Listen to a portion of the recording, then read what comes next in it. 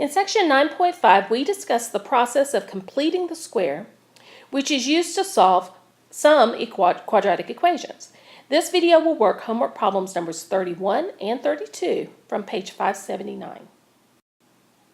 The learning target for this section is I can solve quadratic equations by completing the square. The key idea for this section is that any quadratic equation can be solved by first writing it in the form of m squared equals n. To illustrate this, I will use the quadratic equation x squared minus 8x plus 12 is equal to 0. So the first thing I'm going to do to rewrite this into the form of m squared equals n is I'm going to move the 12 to the right-hand side of the equation as a negative 12, and I'm going to leave an open space in the equation so that I can insert a value. Now, to find the value that I am going to insert into my equation, I have to insert it on both sides of the equation so that the equation remains balanced. I take the middle term, the negative 8, and I divide it by 2, and whatever number I get, I square that, and I'm going to add it to both sides of the equation. This is the completing the square, because what I've done is I've created a situation on the right-hand side, or actually on the left-hand side of the equation, where I can factor this because it's a perfect square trinomial. So I'm going to get x times x, 4 times 4, both signs negative. This is how x squared minus 8x plus 16 factors. And in essence, that's x minus 4 squared. See how that's completing the square? On the right-hand side of the equation, I have the value 4, because negative 12 plus 16 is 4. Now, this is the form m squared equals n, because x minus 4 is the quantity that's being squared, and then n would have a value of 4. See how it's in that form? Okay, now to solve, I go back to a previous method for solving quadratics, which is to take the square root of both sides of the equation. So I'm going to take the square root. The square root of x minus 4 squared is just x minus 4. The square root of 4 is plus or minus 2. This gives me two solutions. X minus 4 is equal to 2, and x minus 4 is equal to negative 2. And then to get my two solutions, I would solve both of these equations by adding 4 to both sides. And 2 plus 4 is 6, so my first solution is 6. And negative 2 plus 4 is 2, so my second solution is 2. So I have two solutions to the quadratic equation, x equals 6 and x equals 2. Okay, so now let's apply this method to a word problem. The problem states that the painting shown at right has an area of 420 square inches. What is the value of x? So to solve this, I'm going to use the area formula for a rectangle, which is length times width. And I'm going to set this up as the area is 420, so I'll replace area with 420. The length is 2x plus 5, and the width is x. Now I'm going to go ahead and distribute that x so that I have 2x squared plus 5x on the right-hand side of the equation. And then to make this look a little bit better, I think I'll reverse the sides of the equation. So I'm going to throw the right-hand side on the left-hand side and take what's on the left-hand side and move it to the right-hand side and write this as 2x squared plus 5x is equal to 420. And then I've taught you that a great way to always start on these quadratics is to put them in standard form. Now, in this case, you don't have to do that, but if that's what you're used to doing, go ahead and do that. Okay, so we're asked in this section to solve by completing the square. When you have a coefficient on the first term, you can't follow the process of completing the square. So what you have to do is to get rid of that coefficient first. So what I'm going to do is a little trick. I'm going to divide every term by 2. Because as long as I divide every single term by the same number, I'm keeping the equation balanced. That changes this equation to x squared plus 2.5x minus 210 is equal to 0. So see how I just divided everything by 2? It's a really nice little trick, makes the numbers a little bit easier, even though it did give us this decimal here, but that's okay. I'm just going to have to use decimal numbers as I complete the square. Okay, so remember what we do. We take the left-hand side of the equation. I'm going to leave it alone. That's 2.5. Oh, let's erase that. Take that out. Okay. 2.5x, I'm going to leave a space, and then I'm going to put 210. Then I'm going to take the 2.5, divide it by 2, that's 1.25. Square that, and that's 1.5625. Okay, so you probably would need a calculator for that. I wouldn't expect that's something that you just know, so you type it into the calculator. Now, since that's a terminating decimal, I'm going to leave it like that. I'm not going to round it because that's going to keep my answer more accurate. So I'm going to add 1.5625 to both sides of the equation. Okay, so let's simplify this then. On the left-hand side, I think I'll go ahead and write it in its factored form. Now, it's x times x. Two numbers that multiply to give me 1.5625 and add to give me 2.5 are going to be the number that's here, 1.25. And that's always going to be true, so you don't have to think about that. You just put the number in. So on the left-hand side of the equation, we get x.125 squared. On the right-hand side of the equation, I'm just going to add these two together. So that's 211.5625, like that. Okay, next step, because remember, all we're doing is just following the process, is I take the square root of both sides. Notice that even though the numbers are difficult, I'm just following the same process. So x plus 1.25 is equal to plus or minus the square root of 211.5625. So you'd want to use your calculator for that. And if you plug that into your calculator, take the square root, that's 14.545. Okay? That gives me two equations. So I'll write those here. X plus 1.25 is equal to a positive 14.545. And my second equation is x plus 125 is equal to negative 14.545. And then to find my final answer, I would just have to solve one of these two, or actually both of these. Now, I want you to pay close attention to what I'm about to say. We are dealing with a word problem. It's an application problem. And since x represents a dimension, that means that x cannot be a negative number. Well, if you look at this equation here, I've got some number plus 1.25 is equal to negative 14.545. In order for this equation to be true, x would have to be a negative number. That means that this guy is not going to work. And you could actually solve this through if you wanted to. If I subtract 1.25 from both sides of the equation, see how I get a negative and a negative, which makes something even more negative? I think it's negative 15.795 if you actually work that out. I can't have that. Which means that my solution then is x plus 1.25 is equal to 14.545. And then if I subtract 1.25 from both sides of the equation, my solution would be x is equal to 13.295. Now, your book is going to round that too, and you should round it also because I think I did some rounding actually right here when I took the square root. So I'm dealing with an approximation. So I'm going to actually approximate this. Okay. And I think that your textbook will actually take it to the tenths place. So they're going to say that the value of x is approximately 13.3. Now, notice that I don't have to write that in a complete statement because the equation serves as a complete statement.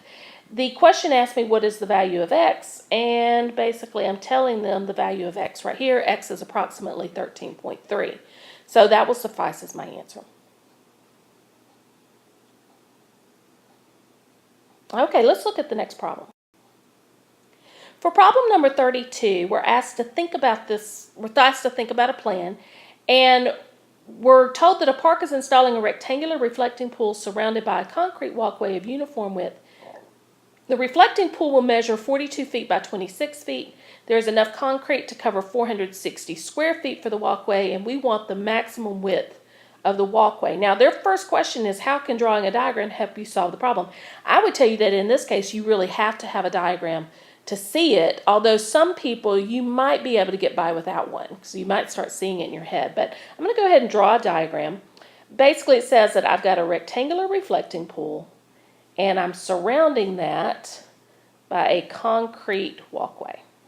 So you'll have to pretend that I've got good rectangles here because my lines are not that straight, but I think you can see it.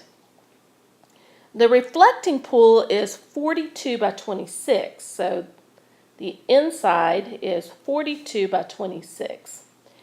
And there is enough concrete to cover 460 square feet for the walkway. So keep in mind that when we're talking about the concrete, we're talking about this, here the walkway, and we're told that that has an area of 460. So the pool does not have an area of 460, it's just the walkway.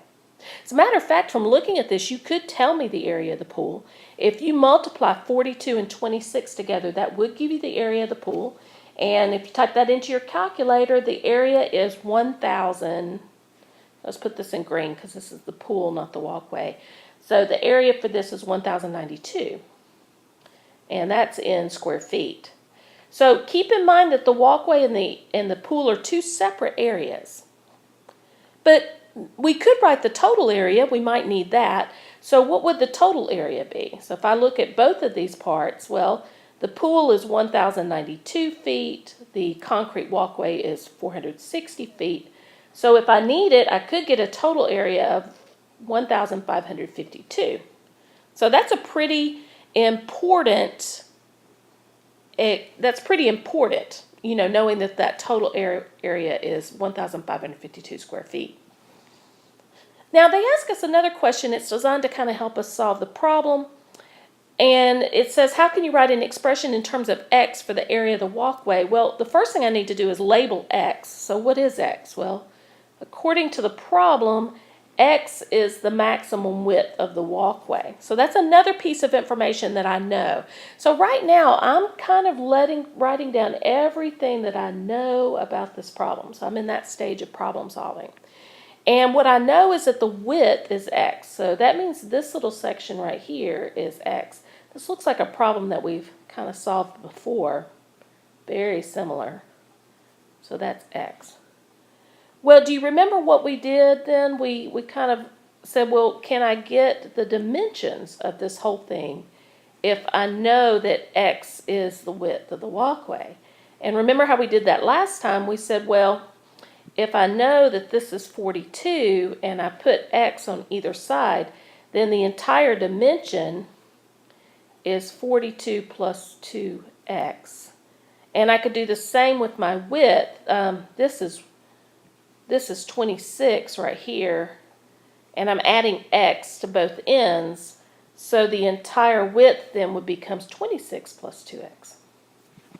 Well, I see an equation there. I hope that you see it too in everything that I've said.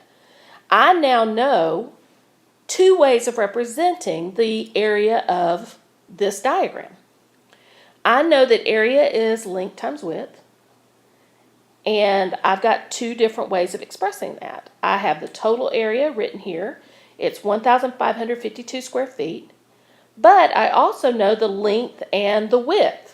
The length is 42 plus 2x, and the width is 26 plus 2x.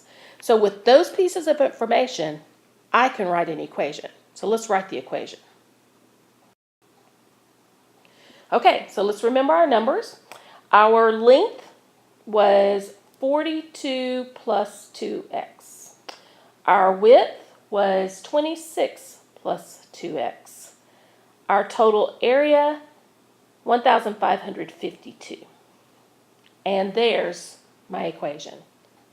Looks pretty tough to solve, but it's not going to be too bad because we're going to use some of the numbers that we're going to see some of these numbers that we already had in our diagram pop back up as we write the equation. So now we're solving by completing the square. So let's Just walk through the process one step at a time. First thing I have to do is get this into standard form. To get it into standard form, I'm first going to have to use the FOIL method to multiply the two binomials.